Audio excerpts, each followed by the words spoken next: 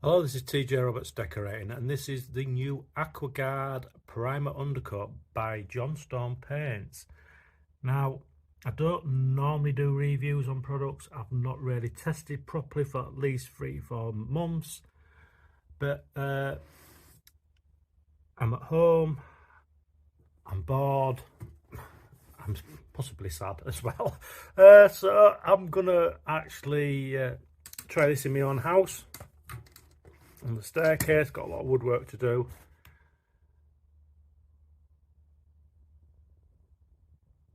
And actually see how well this performs. I don't like to test products in people's houses. I always like to see what it's like in my own house first before trying using it as a suggested product for people's houses. So yeah, this is Johnstones Aqua Primer Undercoat, and this goes in conjunction with Aqua Satin, the new Aqua Gloss and new Aqua Matte they're doing as well. So these products are all coming out in conjunction with this. So let's see how it goes. So what I'm going to do now, I'm going to do this door and door frame.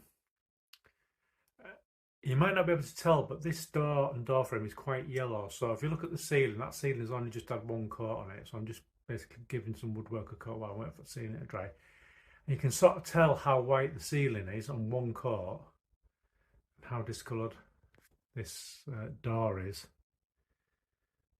So I'm going to give it a coat. I've done this frame here, but I just want you to see what I'm going to be painting over. So I'm not going to spot prime any of this bare wood. So you've got all the bare wood on the frame. And up around the panels.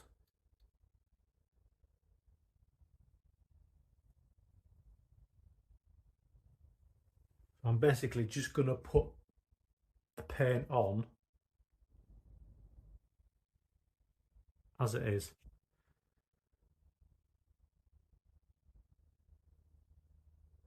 Because I've already put it on this frame here. And it's just going off now. So it dries off pretty quick as well. But I'm surprised how well it's covering. So let's get this frame painted. So in my house, I've actually got some dark feature walls, which is a dark blue. So I thought what I'm going to do, because like I say, it's my house. I'm not going to do this in a customer's house. I'm just going to try this on the dark colour to see how well it covers. Obviously, it's not a wall paint, it's a paint for woodwork. But at least it might give us a bit of an idea on how well it actually covers as well over dark colours. So if you were in somebody's house and they had, I don't know really, just say they've got a grey on the woodwork, and you know at least you're going to be looking at minimum 2-3 coats and then your top coats on top to cover, which has been pretty much the standard with most water-based paint. So I've loaded my brush up. I'm going to put some on, and then obviously I'll just sort of lay it off and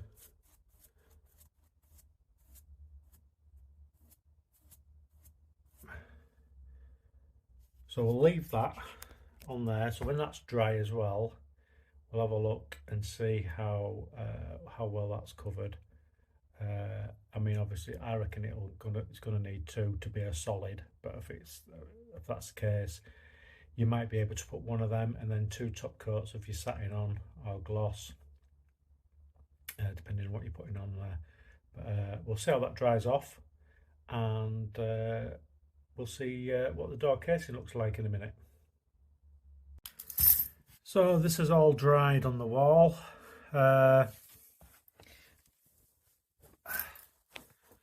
It would need 2, to cover that dark blue up. If you want to know what dark blue this is, just to give you an idea how dark it is, it's Stiff Key Blue by Farm Ball, so it's quite a dark blue. So yeah, if you're going over dark wood, dark painted surfaces, you're probably going to need 2 of these. It just depends on what you're putting on top, I suppose. If you're putting a really good water-based paint on top, you might get away with one of these and two top coats. So that's that. Right, well, just go up here.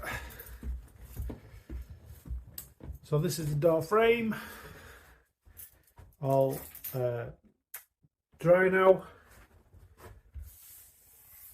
It took just over an hour, but like I say again, when I was painting this, it was put on. It was put on, then it was laid off, and then just over the areas what were bare wood, which were MDF. These are MDF frames. The edges were just brushed over again. And to be honest, I don't know if you can actually tell on the phone, on the camera, but there's nothing, tiny bit there. It's not, none of that is really sort of showing through. Oh, it's a tiny bit here on this edge here.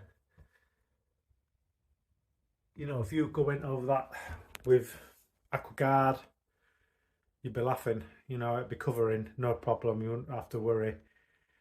Obviously, we'd normally spot prime any bare wood, and then sort of lightly sand it down again, just in case it obviously furs up. But yeah, so what you've been waiting for, scratch test. Now this is after an hour. You're supposed to leave it 4 to 6 hours, I think it is.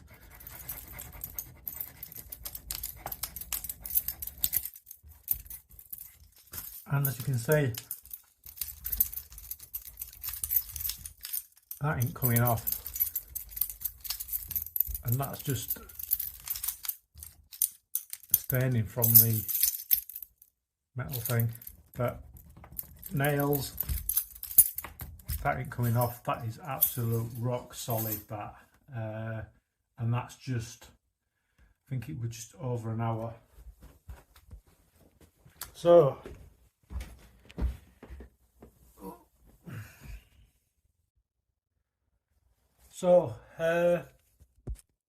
what's my verdict on the Johnstones Aqua Primer Undercoat? I'm pretty impressed, to be honest. I've actually got a smile on my face. Yeah, quite sad really, that, isn't it, you know? But yeah, I've got a smile on my face. It is good stuff. Slight smell to it, not a massive smell, but there's a bit of a smell to it. But as you can see on that door frame, obviously I've not done the doors, but I'm going to be undercoating them soon. It's my day off. I'm working at home. Yeah, really good stuff. I'm really pleased with it. I sort of fell out of love with Johnstone paints.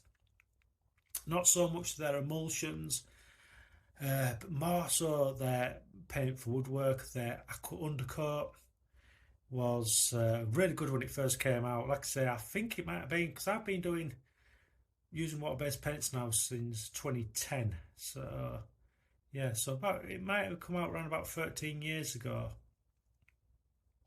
It was really good when it first came out. There were a few issues with it, but it was really good. And then, I don't know, they kept on altering it, and it's really thin now. It doesn't cover very well. Still sticks really well, but doesn't cover very well. And the issue, obviously, lots of people know, is about the brush destroying. And you're probably interested to know,